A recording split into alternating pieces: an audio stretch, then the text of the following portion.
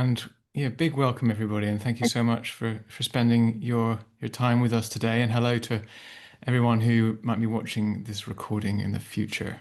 I'm going to start with, why launch something called a sense-making studio? Why claim to be doing something a little bit different or new, or rather, what it is, sketch what it is that we're responding to first. So, first, starting with the why for us as a group of people, we really are doing this for social and ecological impact. This is a vehicle for us to work on topics that serve life, that create a more just world.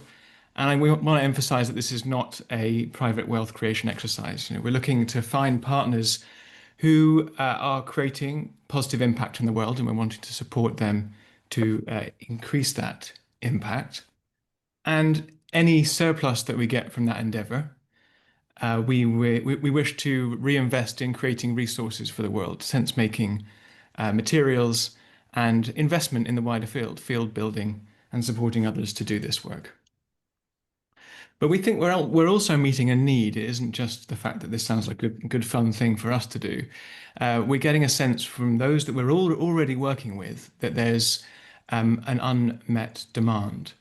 And that demand is resulting from an increased appreciation and potentially increased impact of interdependence and complexity in our partners' businesses, foundations, social impact work.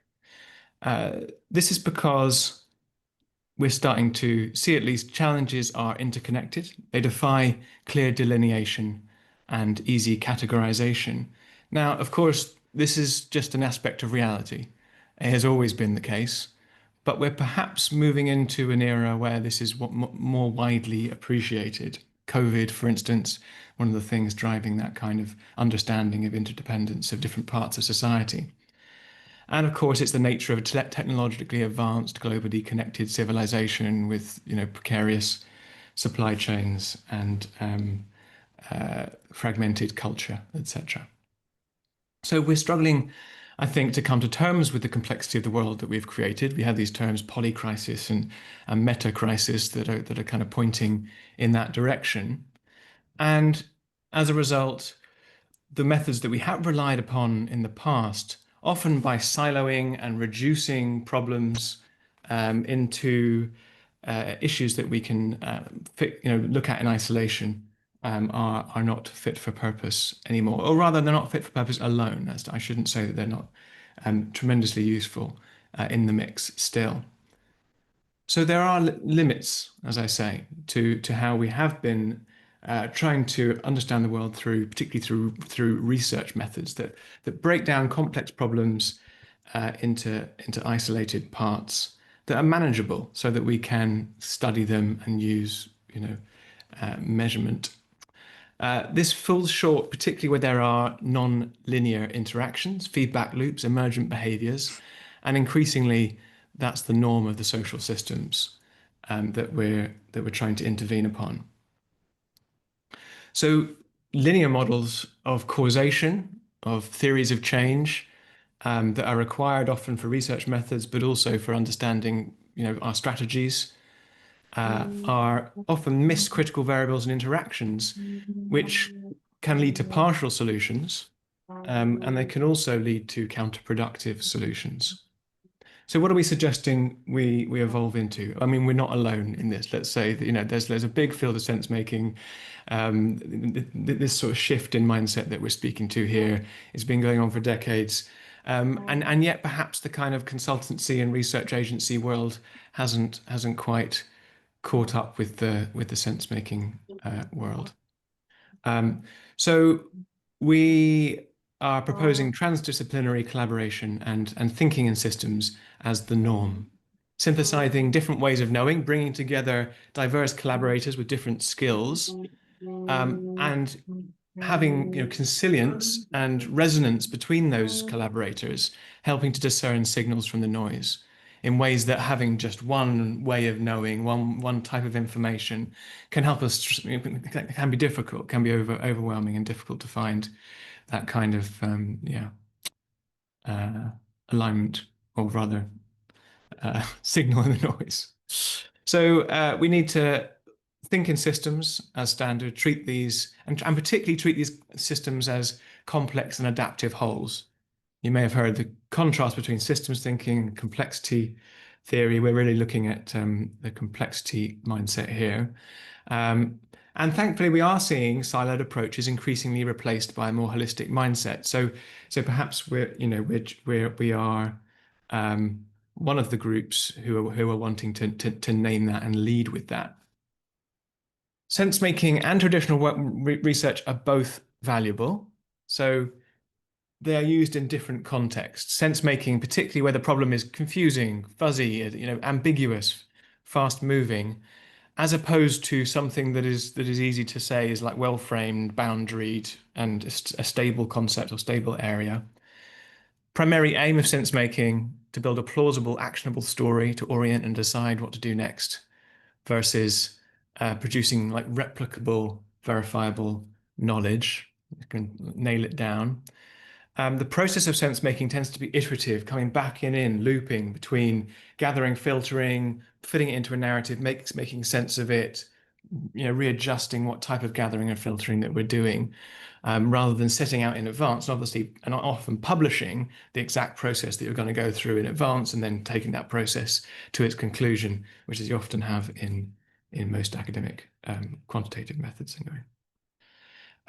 The role of the analyst is involved in the process itself. It's, we're acknowledging we're an active participant, emotions, embodied senses, part of the process. We're part of the environment that we're looking at, and we're negotiating meaning socially as a group phenomenon, rather than this sort of sense that we are trying to be an objective observer, minimizing bias and documenting methods.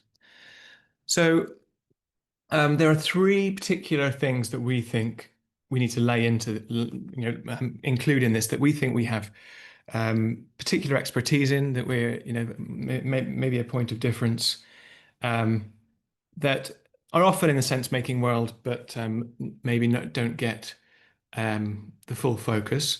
The first is like integrating inner and outer, individual and collective domains. Now, it's been 30 years since the all quadrants analysis of Ken Wilber, and it's still, if you ask people, not common parlance. Like it hasn't really got out there into mainstream sense making and strategies.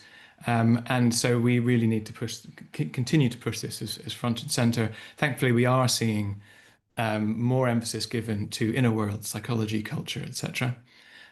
We need to acknowledge that us as interveners, or rather our partners as interveners, foundations, businesses, are embedded within the system that they're trying to intervene upon. We need to embrace emergent tools.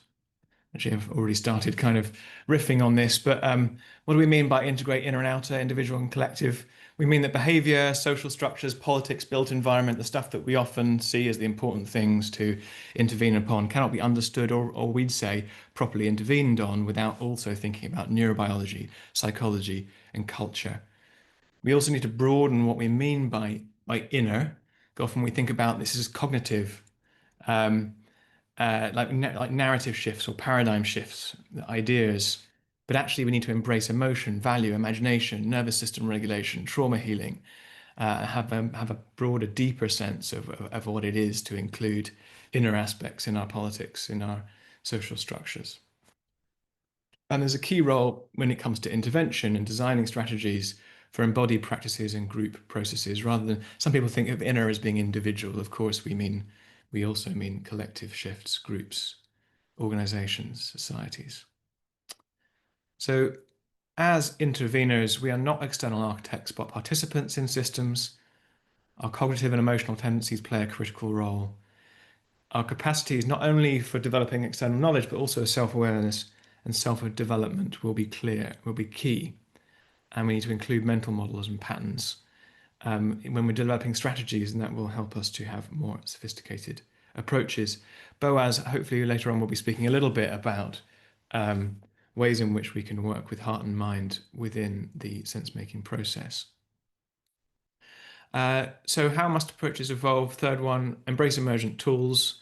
Thankfully, as our challenges have evolved, so too have the tools at our disposal. AI, particularly, is allowing us to digest and make sense of previously unimaginable amounts of data. And John is going to speak to some of those emergent approaches.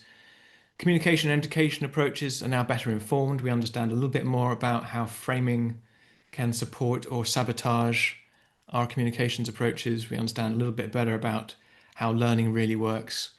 And evidence-based capacity building methods can now support decision makers and organizations to implement, to do what they want to do more of the time. And so we want to integrate capacity building with some of this strategy and research work to help actually organizations deliver on their strategy. So what is a sense-making studio? It is essentially designed to facilitate the integration of knowledge across boundaries. It is a collaborative hub where experts from diverse fields can come together to synthesize data, explore new ecosystems of theory and practice, and develop strategic foresight. We propose to have a core team. Some of the core team that we currently have as kind of presenting to you today. It will hopefully grow along with a satellite system of experts who will work on projects that are appropriate for their skill sets. And in essence, it will hopefully help us to support partners as an interpreter and navigator of complexity, transforming disparate data into wise, coherent, and actionable strategies. Okay, so that's a little gloss. I will hand it over now to Rufus to add any color or detail that he feels is necessary. Over to you. Thank you, Jamie. Welcome, everyone. Thank you so much for joining us, either live or in the later stream. I don't want to add too much to what Jamie said. I mean, the basic point is we are here to collaborate, to work with others, organizations, philanthropists, conscious enterprises, networks. What we see is that there are leading edge organizations who are starting to grapple with the escalating complexity of our world, and particularly the growing, we'd say, polycrisis and metacrisis. But in any area that you're in, whether someone's working in around climate change and the climate crisis, whether you're looking at technology governance, whether you're looking at how to steward a commons, whether that's a commons of code, of information, whether it's a physical commons, whether you're looking to I think often more commonly in many of these areas, to participate in or contribute to or support a field or ecosystem to develop and emerge. That's how much of change comes about in any area. With teams and ecosystems that are forming. In facing this, we are in an area now it's defined by complexity, by ambiguity, and by information overload, and it cannot be navigated in the same way with the siloed and reductionist methods of parts. It requires this new transdisciplinary sense of sense-making capacity that Jamie has talked about. So quite simply, we're here to help in a way. We're here to collaborate. We've done, we'll talk about a variety of projects that team members have done or the Sensemaking Studio has already started to do. But if you are a kind of leading edge organization and you're okay, whether it's you're trying to make sense of an area as a philanthropist or funder, you might be we'd like to fund in this area, but we want to map it out, or we want to understand who are actors. Or perhaps you're a participant, perhaps you're a business or an enterprise that's trying to understand this kind of area, or simply do a different kind of future casting, understand what could be happening, particularly in this rapidly evolving world, and with a group who are sensitive to these kind of issues. That's where we're there for. And in a sense, in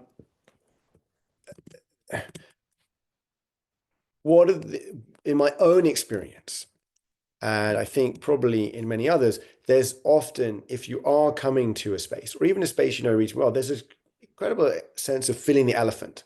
Um, and so I think a lot of the kind of skills that we'll talk about that we have within the team, and that particularly when provide together, there's this kind of sense of like, first there's the mapping. There's also things like creating narrative and strategy, bringing coherence and understanding together. Then there's the actual embodiment of that. It's all very well to have ideas or plans or a narrative, but how does that actually get taken on in a communities or within a stakeholder network?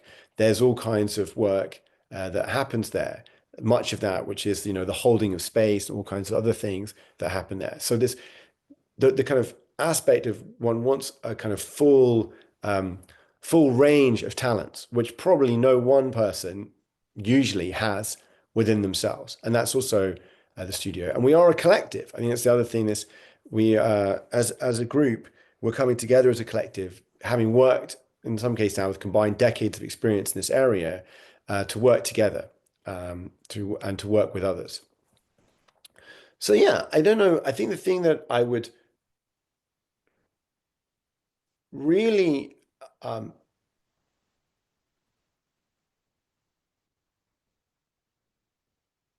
end with for myself is that these capacities uh, to make sense together and then to find ways to facilitate that into action seem to be key, at least to me, whether in addressing the challenges we face, whether individually or collectively, and whether you're in a business, whether you're in a non-profit, whether you're in a philanthropy, these are kind of issues that are front and center of many people's minds today. How will I operate over the next decade, the next decades, is front and center. And that's one of the things we want to help collaborate and support with others to do. So yeah, I don't think I've got too much more to say there on this right now. I think it'd be better to take questions at some point later in the call, and we could come to, the introductions a little bit, if that's good with you, James. Is there anything else you'd Yeah. like to say? Yeah, well, I could sort of Yeah, introduce the next section if you're ready for that. yeah. Yeah, great. So one of the inspirations for this endeavor is that we were kind of already doing this sort of work. Um, and this is a way of like bringing together those efforts onto a joint platform and having a formal way that we can collaborate. We're already being drawn into each other's projects. So what we're going to hear about next are, in a couple of cases, things that we're already doing under the auspices of the Sensemaking Studio, and in other ways, things that are very adjacent or would have been under the Sensemaking Studio if it had have existed, a couple of years ago. So these sort of examples of our work in the past that we now see as being the kind of core activity that we'll be engaging in moving forwards. And we're going to start off hearing from Rosie. So over to you, Rosie, and I'll chip in the mix as well. All right, thank you very much. Hi everyone, and Jamie, if you've got my single slide ready to go, that would be terrific when the time comes. So yeah, what am I doing here? What kind of ingredient am I in this mix? The short answer is I'm a writer. I'm a synthesizer, a collaborative writer, an editor, and I'm quite a firm perfectionist when it comes to clarity in written comms on these kind of topics. Which are unsurprisingly quite complex. My own background is in philosophy. And since I started writing professionally many years ago in the charity sector, I've been making my way back to the territory that interests me most. So the kind of work that asks deeper questions about who we are and what's really going on here, and sort of how do these foundational ideas affect what we do as societies and how we approach change. And the sort of work that I do now really took shape in the context of my partnership with Jamie, who's my life partner and writing partner. So I'll work for the Mindfulness Initiative in particular, and later the Club of Rome, where we've published, as Jamie was saying, the kind of report that we imagine the Sensemaking Studio may be taking on now. And in that case, we were making the case for inner capacities in the context of global crises, the inner dimension of reality and systems, and building more bridges kind of between the world of inner development and kind of the sense-making space, or the liminal web or whatever, with the world of traditional power, sort of policy, system change, and so on. And since founding the studio, Rufus and I have also been writing together, most recently on polycrisis and metacrisis, which I think you can probably find on the website, with a whole bunch of other exciting projects bubbling away. So personally, around 2020, I also did a master's in political communication, and I focused my research on media framing of environmental protest. And this was sort of basically just before things got very gnarly and all these draconian measures came in restricting that space. But what that focus eventually led to was becoming a kind of a midwife for the Climate Majority Project. So helping them write their book, their reports, their campaign material, and so on, and collaborating in their sort of narrative strategy. So it's helping organisations ask difficult questions about how they need to communicate and engage in order to succeed, and maybe what success even looks like as the landscape changes very quickly. So basically kind of geeking out in my own small way in the world of people asking this kind of question. I eventually got myself invited in to help synthesize and clarify and develop ideas and kind of help them find a written articulation that means they can connect with a wider audience than maybe they would have otherwise. So a client of mine recently described my task as creating the simplicity on the other side of complexity. And I quite like that. And in lots of different forms, that's the essence of my work, sort of wade into worlds of complex ideas and get confused and ask my questions and sort of listen for the moment when a bell rings somehow and I can kind of hear what's really being said. And then I write it down and I make it nice and clear and beautiful by my own standards, which are quite high. So it's all a very liquid process of changing things and being changed and being part of change that I really enjoy. I feel very lucky to be here doing it now and to finally be part of a team again, to have teamed up with these fantastic people who you'll be hearing more from now, because that's it from me. Thank you, everyone.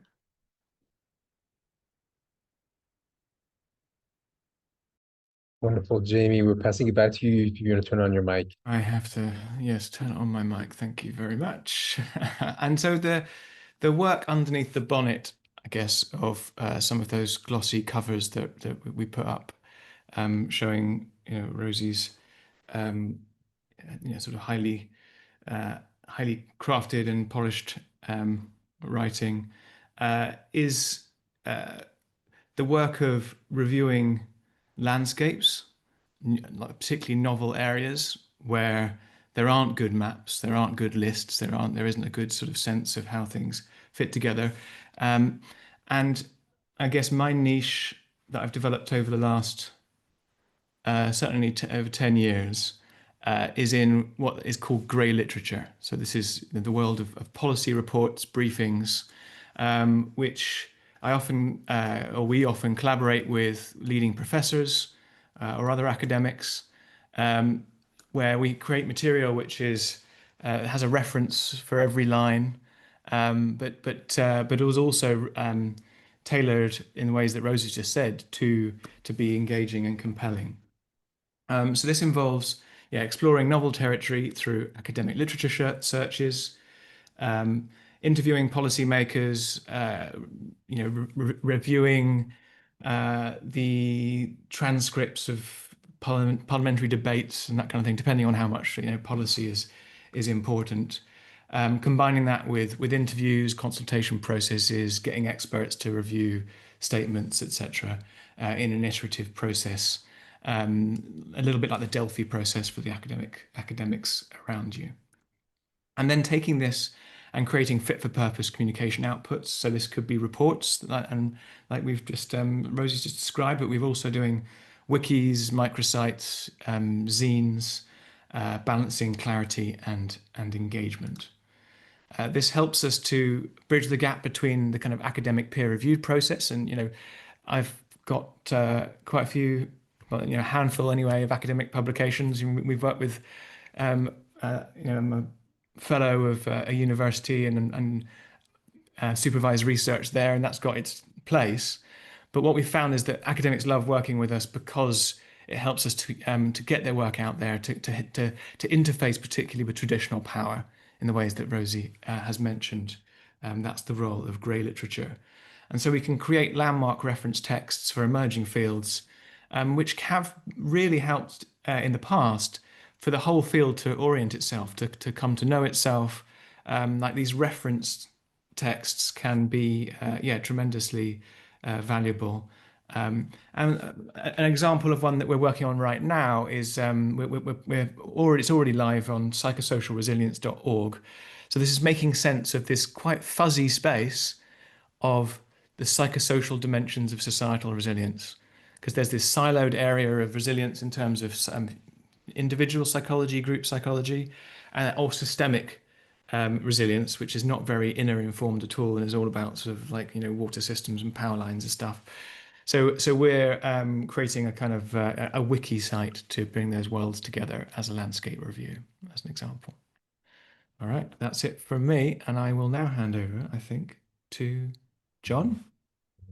Thank you, Jamie. Great. So just putting up my first slide, if everybody can see that. You're good, John. Great. Yes, so thrilled to be here, and this team has come together in a very organic but also intuitive way. And we've really sort of seen each other's complementary dimensions. And I'm going to be presenting particularly on a software platform that can support this whole idea of studio rather than, let's say, lab, something far more embedded, which I'll talk about more in terms of sense making as an active process.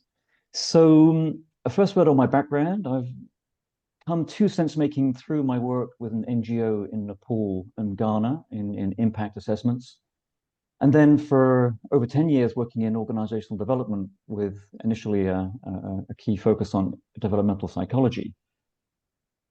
Then, thanks to a close collaboration with Dave Snowden, who you may know, he's the complexity thinker behind the Cynefin framework, I began to specialize in the world of narratives and storytelling, and going deep into a range of principles and practices from his whole body of work around complex adaptive systems. And this included notions such as practice-led theory and phenomenology, seeking to mitigate the limitations of surveys and focus groups.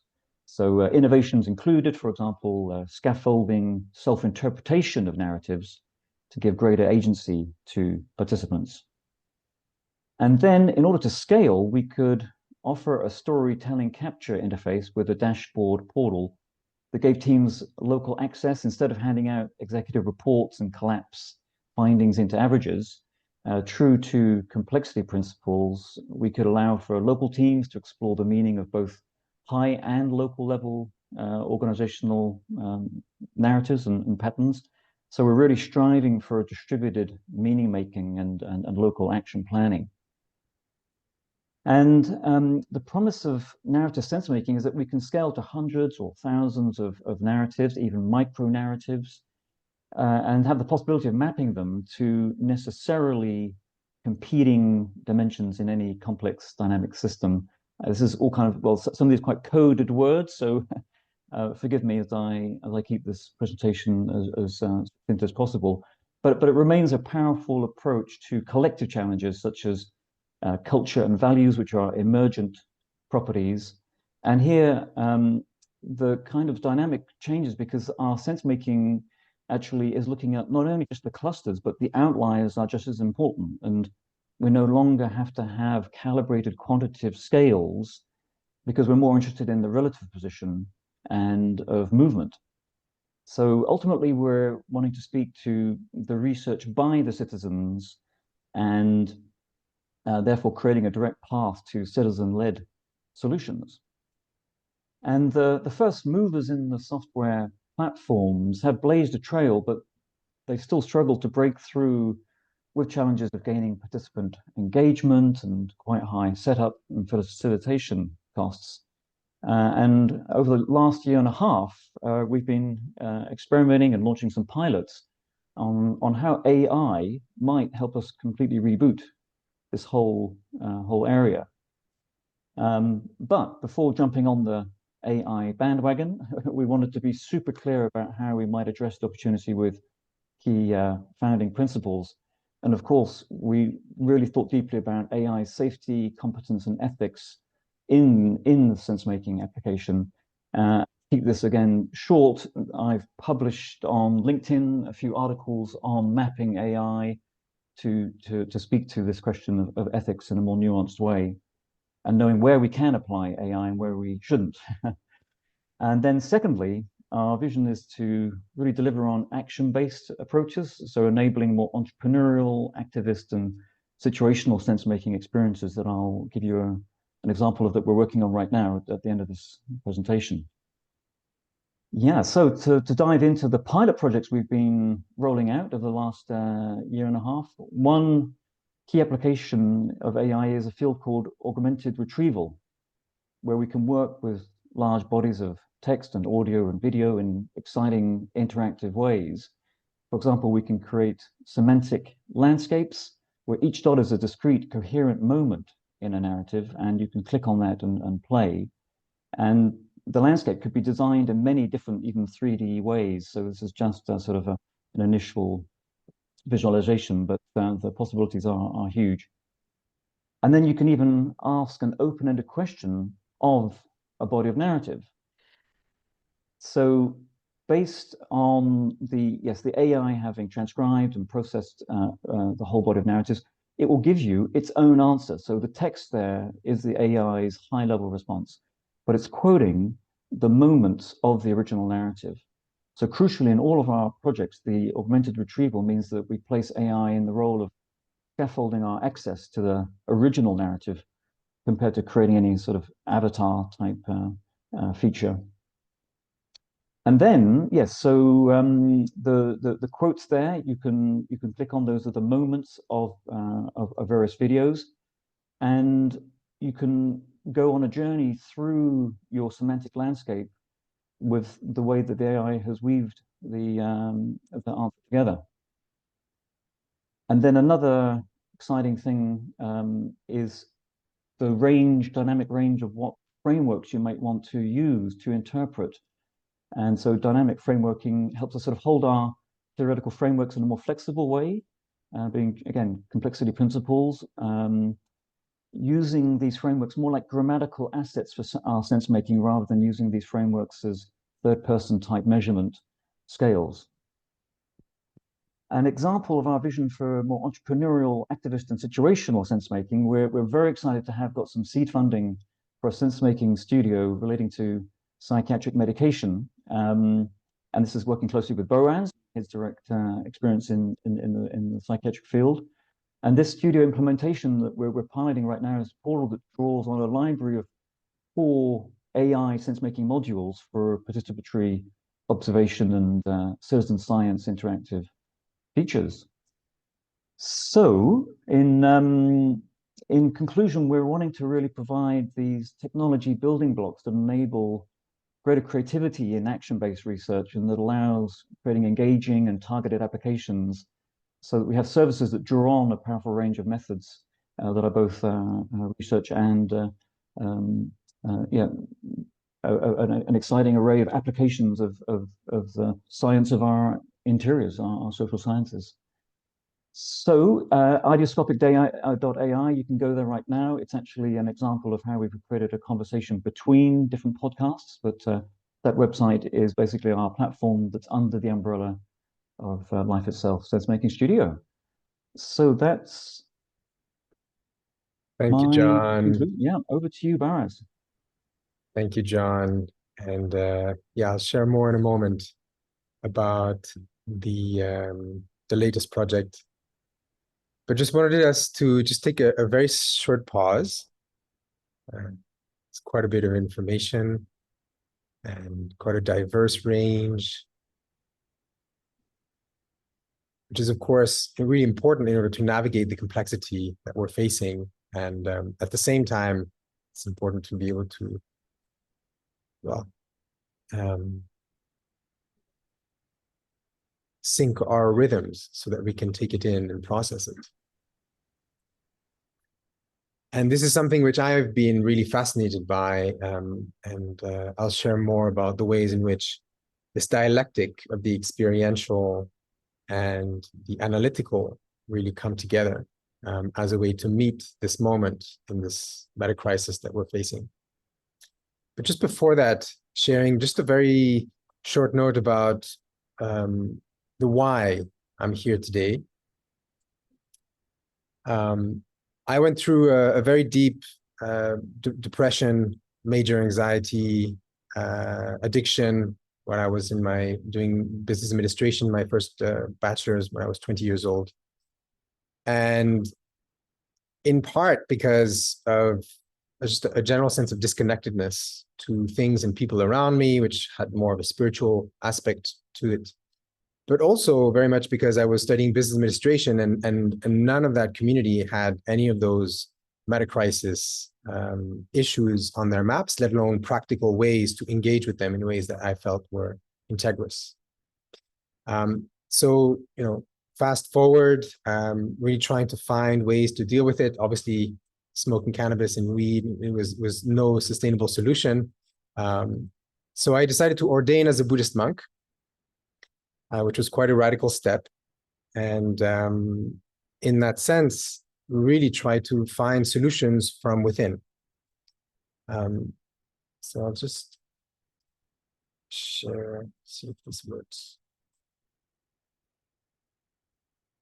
Does this work? Yes, working. Yeah. Okay, good. So ordained as a Buddhist monk, and really took myself as an N1 study to see the extent to which these contemplative practices and ancient traditions could really offer some deep healing. And this was before the kind of mass movement of mindfulness about 20 years ago, or slowly growing. While it didn't entirely take me out of my own issues, it did offer me a path and a practice and a possibility to start seeing myself differently, to be able to start also shift outside of myself the reasons why I was experiencing some of these mental health symptoms of anxiety. And were not just to do with my own neurobiology or nervous system dysfunctions, were perhaps more a consequence of it, and perhaps due more to some of these systemic conditions, leading to a sense of hopelessness, leading to a sense of despair, and a sense of fragmentation from myself and others. And so that took me on a journey to build my own organization, Neurosystemics, where we've been elaborating a lot of experiential trainings, training group psychotherapists in particular, because I find group process with somatics and nervous system science was a very powerful combo in a way that I didn't necessarily find was in a way that was missing in the field of psychotherapy overall. And trained as a clinician, as a psychologist, just coming back now from a year of fellowship at Harvard, the Graduate School of Education, because I've been interested for a while in inpatient and outpatient clinical work, but really been seeing these systemic issues need to be dealt with at that level and not at the individual or even group level. And also need to be dealt with in terms of prevention mechanisms. And one of the main ways we can do that is through education. So since then, been publishing a couple of papers with Life Itself, also trying to understand what are the conditions that help to prevent the arising of mental health issues, while at the same time considering some of these systemic dynamics that we're facing, these intractable issues around the climate crisis, around increasing artificial intelligence, invasiveness in our day-to-day lives, issues around social fragmentation, etc. And involved in different spaces, and now ending up here at the Sensemaking Studio and also at the Harvard Alumni for Education as European Director, to try to engage both at the very experiential capacity building level of how we can connect to our nervous systems, how we can connect to our collective bodies in ways that help to tackle and build agency for these systemic issues. But also, for example, in this project that John mentioned, have a very specific and targeted justice-oriented focus, whereby we really consider some of these systemic conditions and influences around how we're negatively influenced in terms of our mental health. So combining experiential with systemic analysis with a particular methodology that I'm still learning a lot about, but feel quite confident in the ability to bring in this kind of integrative aspect, the experiential and this kind of third-person knowledge in terms of what we call participatory action research. And this is something I'm happy to share more about in terms of an academic methodology that's very embodied, that's, has a grounded theory approach, and really focused in terms of building strong communities. So whether it's an organization, whether it's a community, whether it's a group that's looking to cohere in deeper ways and build on their sense-making abilities to then act towards a greater collective action problem.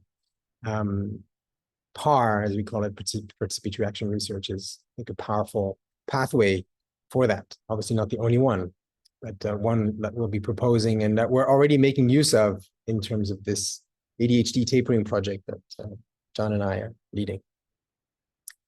So I'll leave it at that for myself for now and pass it over to Catherine for your introduction. Lovely, thank you, Boaz. I'm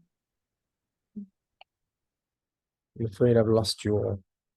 So yes, just to introduce myself. Yes, I think maybe you need to stop sharing your screen. But... Probably best to keep going, Catherine, because we're late. Yes, so I'm Catherine, and I've been working as a researcher, facilitator, and project manager at Life Itself for the past 3.5 years.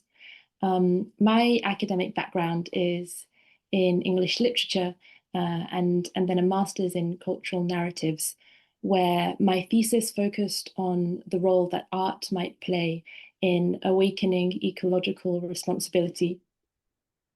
And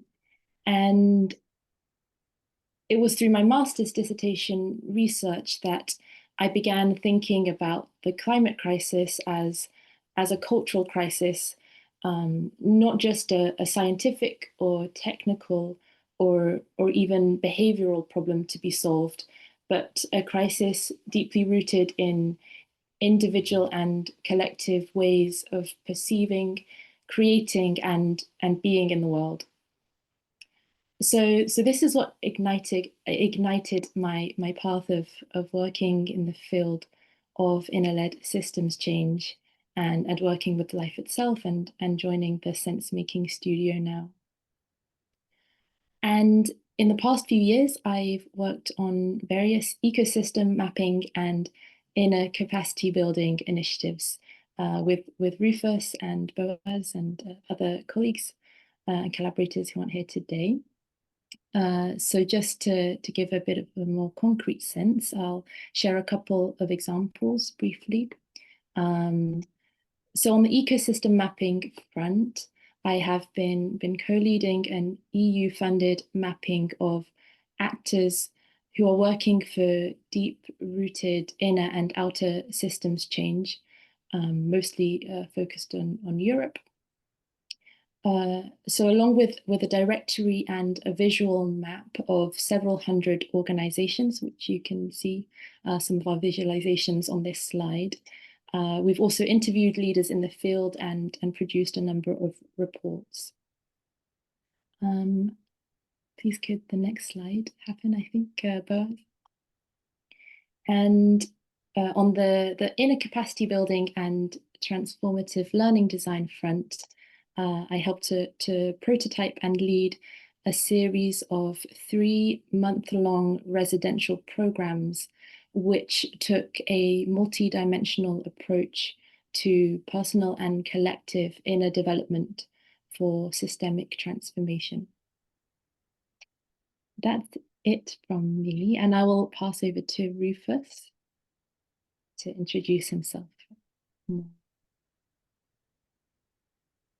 Hi, everyone. And I'm just going to really briefly introduce myself and some of my kind of relevant expertise in the context of the Sensemaking Studio. So I'm Rufus Pollock. I'm a technologist, a researcher, and an entrepreneur with a lifelong commitment to systems change.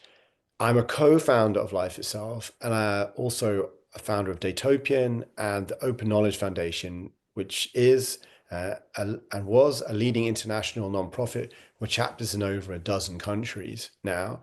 It's been running for 20 years. I was also previously a research fellow in economics at the University of Cambridge, and I'm an Ashoka fellow.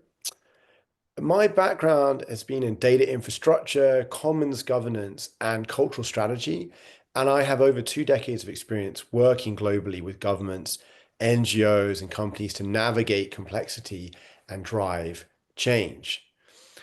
Now, today, my work centers on sense making for transformation. So through the Life Itself Sensemaking Studio, I work with organizations and networks to navigate complexity, and especially where the landscape is shifting and the old maps no longer serve. Now, my core expertise, I think, lies in supporting the emergence of new fields and ecosystems, mapping and identifying key actors, clarifying shared narratives, aligning strategic intent, and then collateralizing collective action.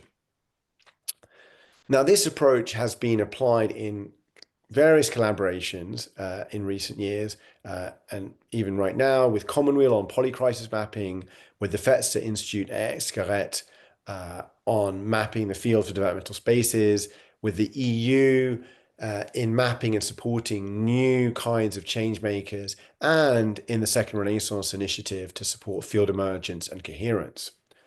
And overall, the work spans everything from an initial landscape scan to helping cohere a field and identify strategic pathways forward, how it can evolve. And overall, my deep interest is to help organizations not only understand where they are and where they can go, but where they could go together. So that's everything from me as a short introduction to what my interest in my work and my passion. And perhaps now we come, I think, to the Q&A. Yes, thank you, Rufus. And we're privileged to be journeying together with all of you, and thank you for your introductions, and with all of you friends who are with us here today. So we have now an opportunity to interact. We have prepared a Slido, which I'll put the link here, and I can also share the QR code on the presentation so that you can use your phone in case you'd like to. So this Slido is quite straightforward. You can join online, you can ask your questions, and then we can upvote based on what you find is interesting, other people's questions or your own. And 2 things that we're looking to hear about. One is anything that you heard in this presentation that you'd like to hear more about. And another aspect is, one of our aims in the Sensemaking Studio is to help launch collaborative projects. And so if you have any particular themes or projects that you're interested in, do let us know, write them, put them in the Slido, and we can maybe even have an initial conversation about it in this time.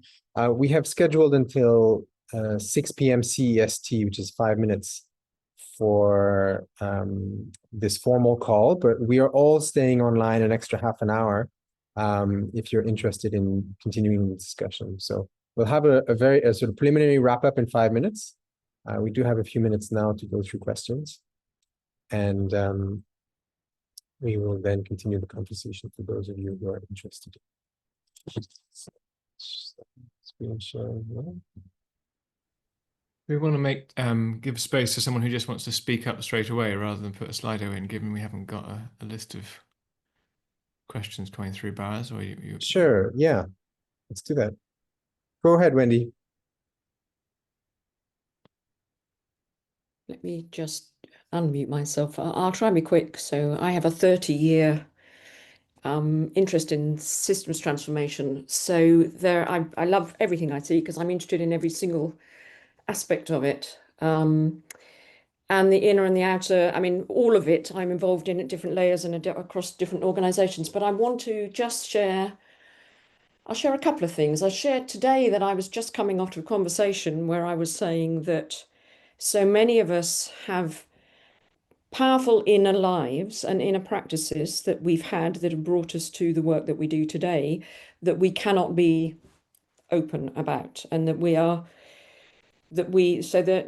to reach a point, we're trying to reach a point where we can authentically share the transformational aspects that have changed us and are the only reason why we can walk the world this way now.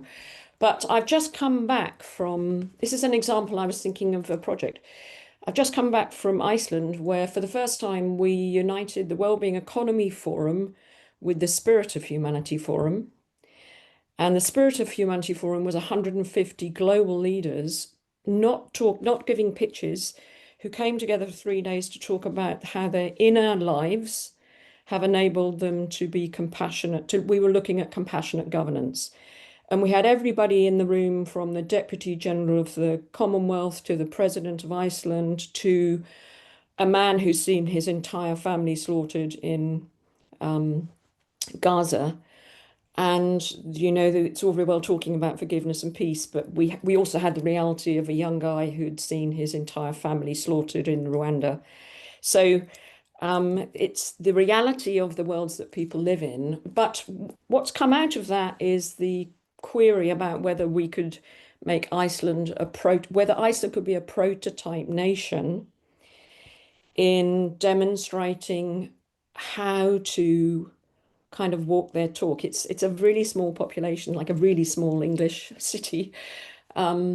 So that's one of the things that was coming to mind. I need lots of time to think because there are so many different things that I'm involved in. There's one project called Soul of the City, where it's all about stories and narratives. It's going in, not saying what's wrong, but what is this? Why do you love your city? What's so special about it? So yeah, lots of things I would love to take further, basically. And great work. Yeah. Mm. Yeah, Wendy, I'm getting a sense that it is changing, that people are feeling that they can talk about their practices. And Jamie, you've been, you know, a pioneer in this, you know, that mindfulness. When 30 years ago, if you told people you meditated, you were ringing bells, and you know it was. Let alone the C and word, you now have compassion, made right? that, you're one of the people. And the Inner Development Goals is another example. I think we have trailblazers who introduce a narrative that makes it easier for everybody else to come in afterwards and suddenly start And talking. I think that's why this now. Thanks so much, Wendy. Like, we're getting a sense that there's openness, there's curiosity, there's a sense that, oh, there's a whole part of the picture that we're not including here, but we haven't got the expertise in house. We need help entering this space. I'm working with one Austrian NGO that have been doing inner development for their team, and then suddenly had that sort of insight. Oh, hang on a second, this isn't just for us in here. This needs to be for our client groups, our grantees, and we need to sort of thread it through everything we do out there as well. But we don't really have the expertise. So who can we find to help us with that? And that's I guess that's what we're stepping into. I think I'll shut up in a minute because I could go on for. Well, But just Wendy, all... sorry, I'll just interrupt now because we are at time, and sorry.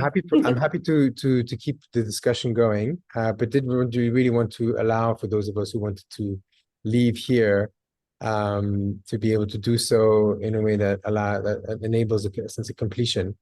But it's duly noted that we're not finished the discussion and we're staying on. So do stay on. I want to thank you for all of your presences, and I see there's a number of questions there. In particular, you ask, how can you work with the studio?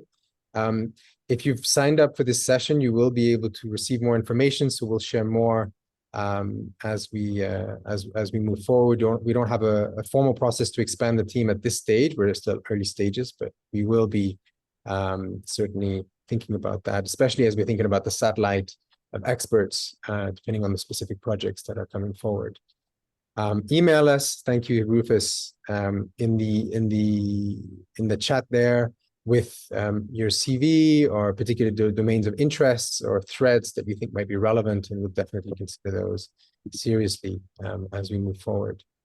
So let's do a little closing here with just one bell maybe, and a little checkout. Anything that feels one word or a particular way in which you feel like you've been affected or influenced in terms of being part of this space this last hour. And then after that, we'll be able to continue the discussion. So I'll just do a short bell for 20 seconds.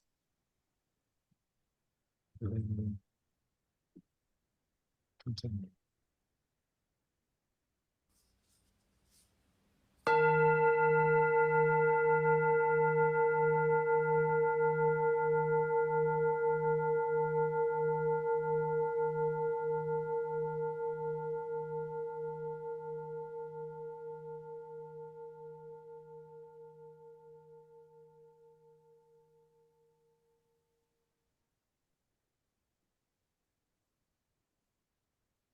All right. For those of you who are leaving us, then do feel free to share any closing sentence in the chat.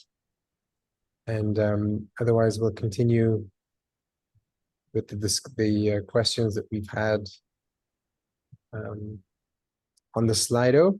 In particular, I don't know, Rufus or Jamie, if you wanted to respond to this, which had a fair amount of engagement around what's your engagement structure collaborating with clients, ways in which we're thinking of presenting or the questions that we're looking to ask. Should I ask the question again? What's your engagement structure collaborating with clients? I can answer that, which is, I mean, in a sense, with the Sensemaking Studio, is a consulting practice, if you like. And the simplest way is obviously to reach out either via email and then have a call. But that would be the way to normally would start with just an exploration, a no commitment, but just to talk about someone's interests or needs on projects. And just to say, as a studio, we both work in a kind of client relationship. So if there's some project you want to do, and we also do kind of grant or like more open-ended projects where someone might say we want go off and either in the case with their actual grant applications, it's kind of a grant-funded project, but also more open-ended research or exploration efforts. So the simplest way is to be in contact with us, either just reach out via email, studio@lifeitself.org, or by direct email, and then we would arrange a meeting and a call. Yeah. Yes, exactly. So in the process now of being pulled into a consortia for a funding bid, doing work that we kind of felt really needed to get done, and then found the funding for, and then also funders or your sort of clients coming and saying, "Hey, I want this piece of work done. Can you do it?" So a whole range there. And I think we have an attitude of organic growth and sort of a kind of a faith in grace and emergence. So it's not going to be an aggressive new business pipeline, but we're keen to work with aligned organizations, and we will be spreading the word as appropriate. Thank you. So the next question, in seeking connection, we transcend the limitations of computational media, abstractions, and models with left hemisphere biases. What about the arts?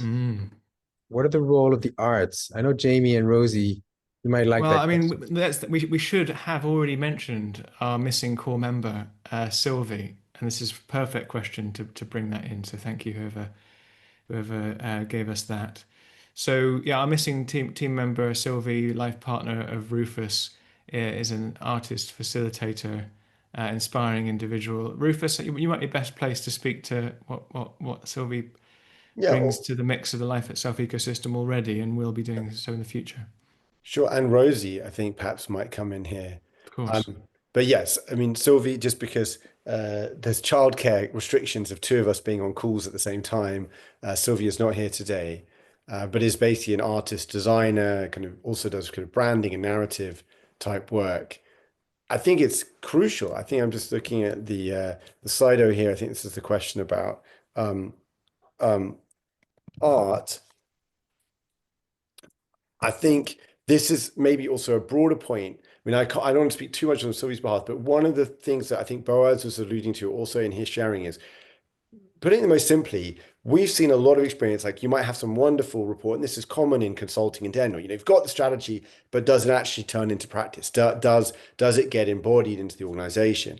And in general, one of the reasons of Sylvie's presence here is there are many ways that we can communicate that are not that, or at least transcend the conceptual. I would say they can include it. There are many ways that we can both do communication, but also, you know, embed ideas, practices, and approaches in an organization or in a situation. So I think that's one way where, in terms of this question, to strengthen the computational media abstraction and models with their left hemisphere, what about the arts? So that's also, yeah. And in the sense-making process itself, right? Like, yeah, like in workshop facilitation, you know, creative imagination as a way, as a perceptual faculty, and not just a nice fluffy thing. That we can we work with sort of imagination activists, and they're are likely to be part of our ecosystem. But Sylvie, as an artist, brings that into the core of the team as well. Rosie, would you like to come in? Sure, I can. Although I mean, in many ways, I feel like it's such a big question that I'm almost overwhelmed with ways that I'd like to respond to it. I mean, I think really, if it's a case of reassuring the answer of the question, that actually this has been rather a cerebral call, and I've kind of been noticing that a lot of the principal kind of containers and relationships that have brought all of us sort of into this world, from soul making to art to just just to the aesthetic, that is such a core aspect of the project to kind of to co-create a different sort of future, have really been sort of absent from this piece, which has been very much aside from Boaz's contribution, obviously, but there has been a sort of a quite left hemispheric vibe, shall we say, to this meeting. And I think that's been, like, in our anxiety to transmit the kind of like the rigorous and the well-grounded, we haven't really spoken to why most of us are here, which is I guess unusual. And so, but yeah, perhaps just a case of reassuring that this is a foundational piece and ever present and an ongoing exploration. So yeah, thanks very much for the question. And in service of that, maybe one particular term we use in the research method I mentioned is talking about democratizing epistemology, which means instead of it just being using terms or using a lot of sort of left brain, to use McGilchrist's forms, we actually use the arts, we use aesthetics, we use all sorts of tendencies that people of all sorts find are most accessible for them in terms of developing knowledge. And there is then also quite a shift in terms of the ways in which we value these forms of knowledge creation. The participative sort of citizen science project that we'll be involved with John, which aims to also validate a lot of the patient journeys in tapering and coming off medication and sharing their experience and building community will have a lot of different ways in which they can transmit and share information far beyond, sort of structured peer-reviewed essays, but really just much more accessible ways to value the feelings, intuitions, aesthetics, those things which are valuable and helpful. So if you do stay tuned, and we'll happily share some of those demos once we have some prototype version that's a little bit more up to scratch. We're still sort of in initial stages, but we'll get there soon. Another question here about policymaking used the methods that we are sharing today. Is there an example of policymaking that we could give as a way to describe some of the work? Yeah, I mean, work that we have done, Rosie and I, has led to concrete policy change. When we worked for the Mindfulness Initiative, which is a policy institute associated with the UK All-Party Parliamentary Group on Mindfulness, but then we worked around the world as well, so helped to establish mindfulness programs and policy inquiries in about 10 other national parliaments. And so I led that work for about 8 years. However, from a sense-making point of view, a lot of that was kind of more traditional policy report creation. I'd say what was probably more interesting in the context of this call was the work that we did, first of all, on a document, Mindfulness Developing Agency in Urgent Times, and then the Reconnection Meeting the Climate Crisis Inside Out report. And particularly that second one was framed as a policy report, but it was more than that, because it was advocating for an entire domain of human systems, human experience, to be rediscovered, to be included within policy thinking about sustainability. And so it required us to synthesize and find the simplicity on the other side of complexity for vast territory, and to provide really narrative cases for why we should look deeper at the predicament and potential solutions. And it had big fans, like Caroline Lucas in the UK was at the time the only Green Party politician, and probably one of the most famous Green campaigners in the UK, really picked it up and has been very supportive of it, as well as other people in UNDP, that's the UN Development Programme, and other UN agencies. It hasn't led, I don't think, to a particular piece of concrete policy that we can point our finger to and say, hey, that was what we recommended and it got acted upon. But in some ways, although we did have concrete recommendations in that document, but it was more ambitious and probably more long-term, and working at sort of deeper levers.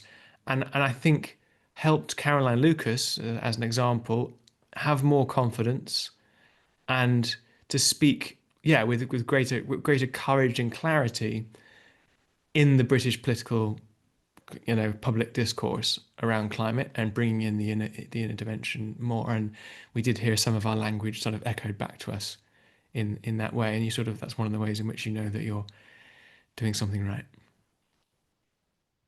Which links actually, thank you, Jamie. Naima, your question that you shared with me around, what are some of the challenges that we might have in working within the existing governance systems if those governance systems are fundamentally limited in terms of the changes that we need to see. And I think, Jamie, you offer a powerful example there of how such initiatives, in the ways in which we're offering perspectives that are data-centric as well as people-centric with these kind of citizen science models, help to enliven the confidence of people within governments. And I don't know if we can strictly answer your question around the timeline of outputs.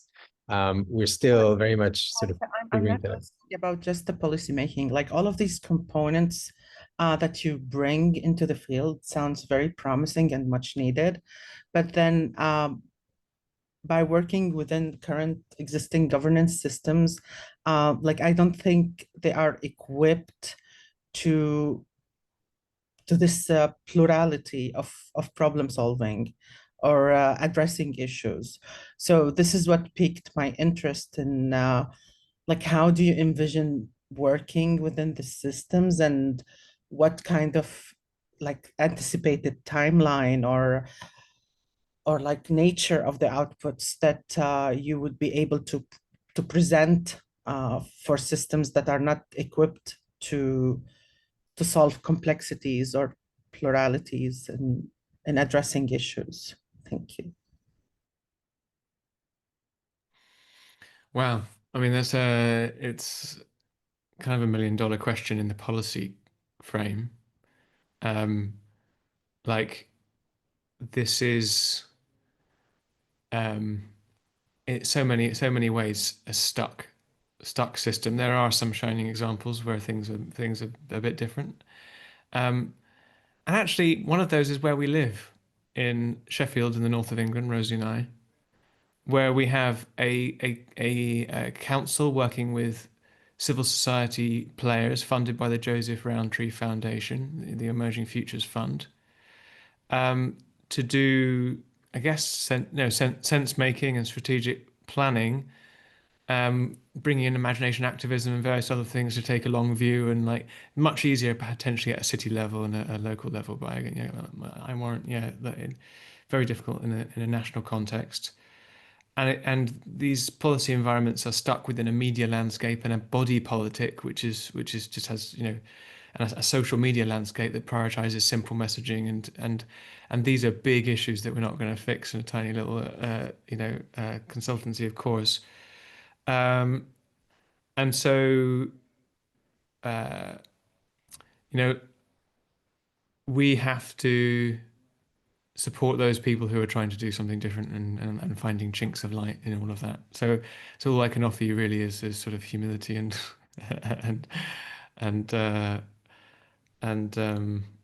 acknowledgement that what you're pointing to is very real. What do you mean, Jamie? The whole point of the studio is to solve all the world's problems. Come on, mate. I was expecting more than that. Is that what you're signed up for? Sorry. We'll have to stay humble then. I'll go with that one. Yeah, but there are like the tools are amazing, but I'm talking from where I come from, like working with civil society and like social sectors is pretty much fluid, and you can take input, but then going into the public sector is where I'm getting stuck, and I see lots of potential in this studio if like I'm begging for like finding a solution together. Yes, but like I know I'm sort of thinking about it. There are other examples, where I've been invited to do basically a sense making process with, or take part in the sense making process from with the Environment Agency in the UK, looking at water catchment areas and having a different sorts of like nature-centric governance, and like so there are, like I say, the little chinks of light and innovators, and I suppose what we're hoping to do here is support intrapreneurs, people who are trying to create change within whatever system they're in. Hopefully we can work with small foundations that can do whatever the hell they want, but in the public sector context, I think you're right, Naima, we're going to have to work with those people who are a bit more enlightened and need the support to advocate for this amongst their colleagues. So thank you both. We'll move over to the next question around why we're calling it a studio rather than a lab. And we had just had this discussion with John before the call. So please, John and others, if you'd like to jump in after. Yes, well, it actually links directly to the earlier question of where are the arts? And this is also a personal journey for me in my own adult developmental journey, going deep into the social sciences and the science of sense making. I mean, it was interesting to hear even Dave Snowden speak to artistic type metaphors that as we lean into uncertainty, there's a whole other part of our body and our intuition that Rosie was speaking to, getting unlearning things, versus a laboratory or a lab or a think tank where sort of we take things out of the field and we're kind of analyzing that whole modality can be contrasted with an artistic studio, where us as facilitators will be surprised as we're stepping in. Our unknowing is an asset, our innocence, our fresh eyes. And I've lent into the last 5 years some wonderful inspirations from Sylvie into my own artistic practice as a sort of like a necessary capacity in how I can in my own whole person I guess balancing of it's okay not to have the answers, it's okay to be totally overwhelmed, but there's always magic that happens in a studio, in an artistic studio. And so these metaphors actually speak to a rich experiential journey, and also this sort of notion of getting away from the sort of scientific laboratory think tank type metaphors, which implies a certain knowing. But yeah, I hope that gives a first flavor, and please, others from the team, have your words on what studio means for you. Well, maybe I'll mention one aspect around contemplative practices, and something that I feel is really meaningful in terms of imaginally using imaginal practices and imaginal ways of thinking about things, channeling to intuitive capacities as a way to build the world, world building faculties, to the play of perception. The ways in which we can just allow ourselves to step out of me and mine and who I am and the usual assumptions we make about the world, and allowing soul, if we use that term for one particular tradition, to emerge and to take shape, so that we can let a more intuitive form of intelligence to take place side by side with, modern data analytics, and using these kind of intuitive practices, these soul-making practices, these what we could call perceptual artistry, as a form of robust knowledge, such that they can accompany the ways in which we consider strategic advice or ways of framing particular issues. And those practices can be done individually, they can be done in a group, in our team, they can be done collectively within an organization. Depends how wild you want to go. But that's definitely one way in which we all have this capacity innate. It's not that we need to be professional artists to connect to this intuitive skills, but definitely something that we can tap into. Jamie, did you want to add something on that? I think it'd be good to move on to other questions. I mean, okay, I'd be happy to if you think. Well, maybe we have just one final, more practical question before we do a checkout closing. Any tips for young people not in the academic area to create social and ecological impact?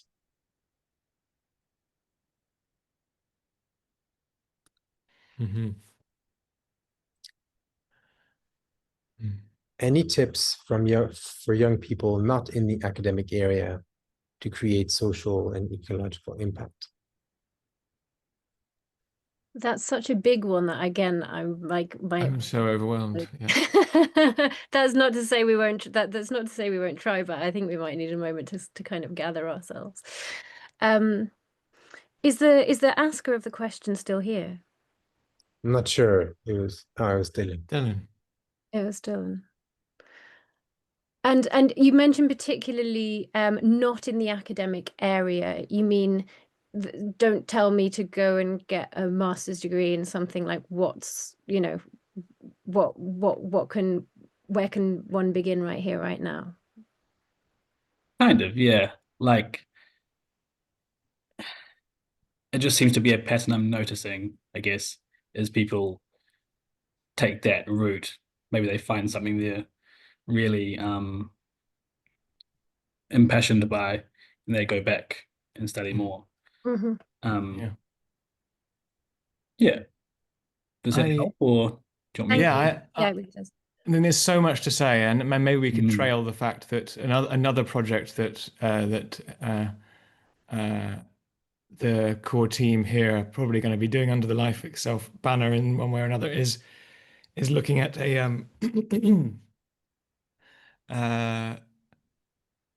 a program for contemplative change agents that combines capacity building, what was has been called like spiritual warriorship or something like that, being really rigorous and diligent in developing professional skills and also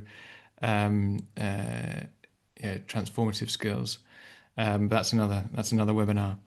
But I'd say that the little niche that I found, which might be of interest, is in between. Is this sort of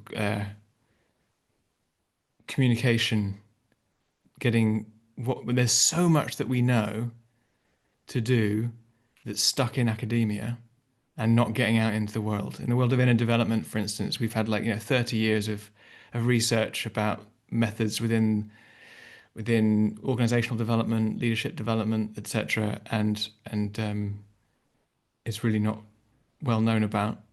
And so there's a role for synthesizers and communicators, I guess, that they might take the form of what we're talking about here, but there are many other approaches to developing communication skills, to being a speaker and an advocate. I'd say we need many more of those. I think as well, just thinking in the context of the Climate Majority Project, and we've been trying to, this has been a project to attempt to onboard people who aren't traditional activists types, which is most people, but who are kind of ecologically switched on, which again is a lot more people than we tend to know. How to kind of give them an on-ramp to ecological action, and there has been this question since the beginning of the project of, okay, so what exactly is it that we want to tell people to do? And of course there's no helpful answer to that question, because the answers are as diverse as the people that we're speaking to. And so the lines that people have come up with have tended to be around: find the others, don't try to do whatever you're doing on your own, whatever it is. Find the others that nourish you and that want to talk about it with you, and then find your work to do within your own sort of wheelhouse of what is it that what can you do, what do you want to do, what switches you on, because absolutely every piece, aside from going setting tires on fire, is kind of like has a home within what needs to be done, and when it's really your thing, it helps to switch the field on. So that's been kind of like that has been, I think that has been the advice that has arisen from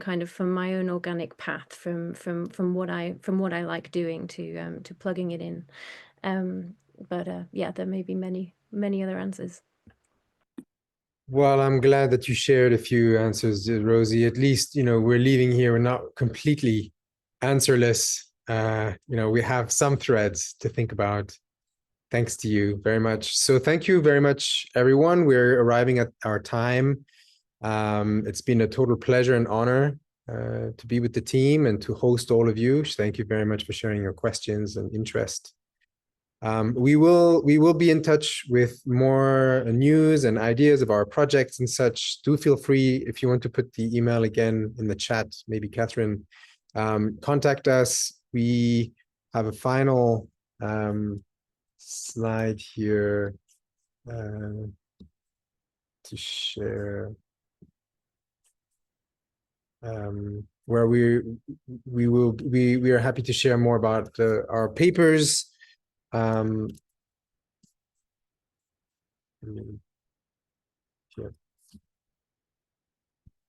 So we have already written a paper, Rufus and Rosie in particular, from metacrisis, early crisis to metacrisis, that we are happy to share with you. We're looking to work on another paper on distributive AI-supported sense-making from labs to studios. Do check out audioscopic.ai to do a demo. You have the QR code there, and email us with your studio design requests. And we'll gladly, like Rufus mentioned, meet with you, explore with you, and collaborate